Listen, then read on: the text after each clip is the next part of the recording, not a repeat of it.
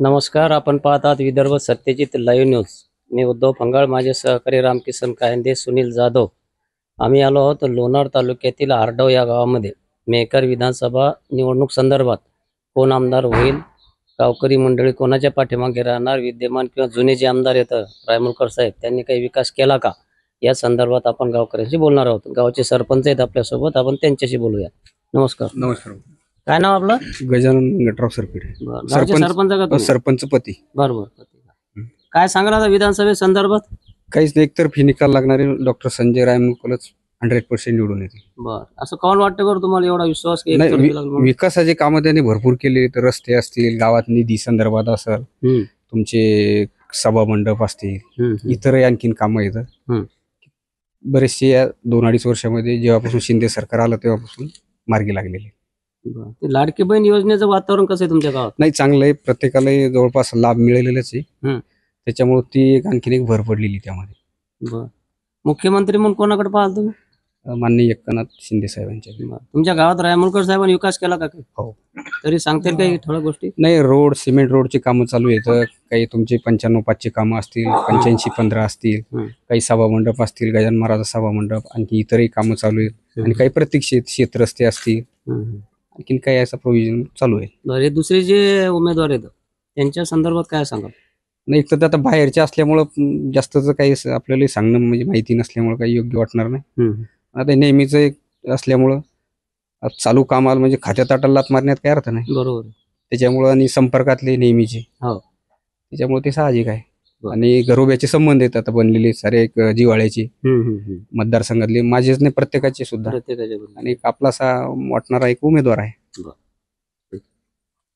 मामा, काय नाव आहे तुमचं? व्यंकटराव गणपतराव सरकटे. बर, कोणाचं वातावरण वाटतंय तुम्हाला? मेहकर मतदारसंघात आमदार कोण व्हावं असं वाटतंय तुम्हाला? हे जे आहेत हे कोणते? रायमुलकर साहेब का? बरे माणसं आहेत का? एकदम प्युअर माणसं आहेत. बर बर. बाकीचे उमेदवार मग आता?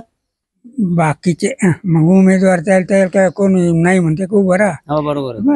कोणी उभे राहा ना. चोर असला तो उभा राहतो. राहू शकते, लोकशाही येते त्याच्यात. पण लोकशाही, ते मी म्हणतो. पण माणसासारखा माणूस असला म्हणजे माणसाला त्याची आवड असते. बरोबर. त्यांची आवड आहे आम्हाला रायमुलकर साहेबाची. हो, बिलकुल. काय नाव तुमचं? नाही बाबा. काय नाव आहे? कृष्णा किशोर सरकडे. कोण होईल आमदार? संजय रायमुलकर. कशामुळे तरी? चांगली कामं करतात, विकास कामं करतात का? हो. गजानन तुळशीराम सरकडे. काय वाटतंय तुम्हाला, कोणाची हवा आहे? रायमुलकर साहेबच येतील. कशाबरोबर? विकास चांगले करतात ना ते असं पहिल्यापासून. बरं, अजून काही? अजून काहीच नाही, त्याच्यावरून म्हणे आमचं. दुसरीकडे नाही? हो, 10-12 वर्ष झाली तीच आहेत ना. बरं. हो. येतात गावात कधी? हो. भेटीगाठी होतात का? वा नेहमी येतात. काय नाव आपलं? रामप्रसाद जानबडा. बरोबर. काय वाटतंय तुम्हाला, कोण आमदार होईल? रायमुलकर साहेब होतील ना.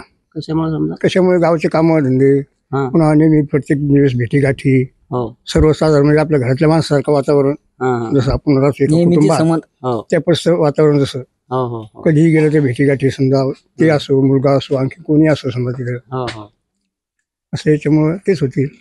बरे वाटतं माणसं. हो. काय नाव आपलं? समाधान सरकडे. बरं, काय सांगाल तुम्ही आता, कोण आमदार पाहिजे?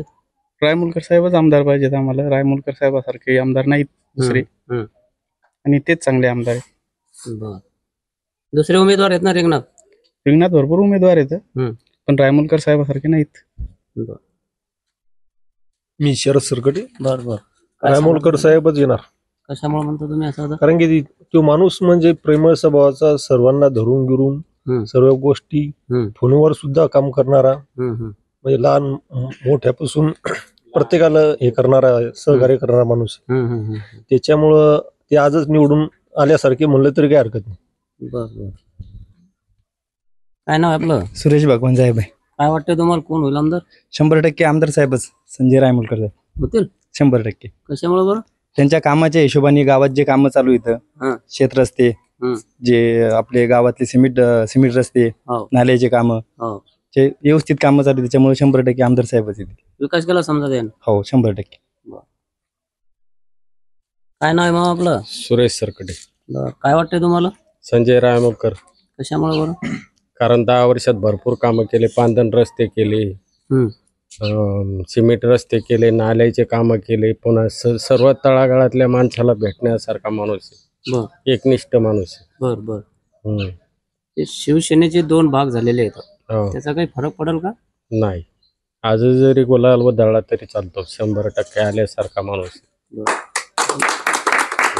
लाडकी बहीण जी योजना आहे त्याचं वातावरण कसं आहे तुमच्या गावामध्ये? 100% चांगलं वातावरण. चांगलं वातावरण.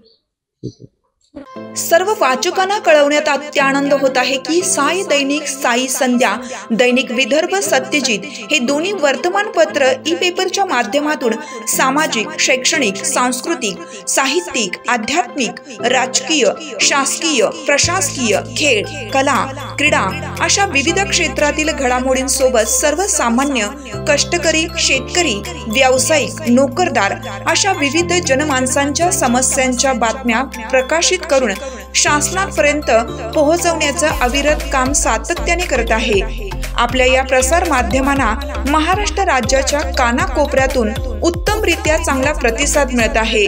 कविता, लेख, धार्मिक साहित्य यांच्या माध्यमातून देखील धार्मिक संस्कृतीचं जतन केलं जात आहे. वाचकांकडून चांगला प्रतिसाद मिळत असून याचबरोबर दैनिक Vidarbha Satyajit YouTube news channel व दैनिक विदर्भ सत्यजित न्यूज पोर्टल हे प्रसार माध्यम सुद्धा सुरू आहे. हे सर्व समस्त वाचक, जाहिरातदार बंधू भगिनी आणि आमचे प्रतिनिधी व संपादक मंडळाच्या सहकार्यामुळे शक्य होत आहे. वाचकांकडून मिळत असलेल्या उत्तमरित्या प्रतिसादाबद्दल संपादक मंडळ आपले आभारी आहे. बातम्या व जाहिरातीसाठी संपर्क संपादक उद्धव फंगाळ, मोबाईल नंबर 95 11 44 61 11.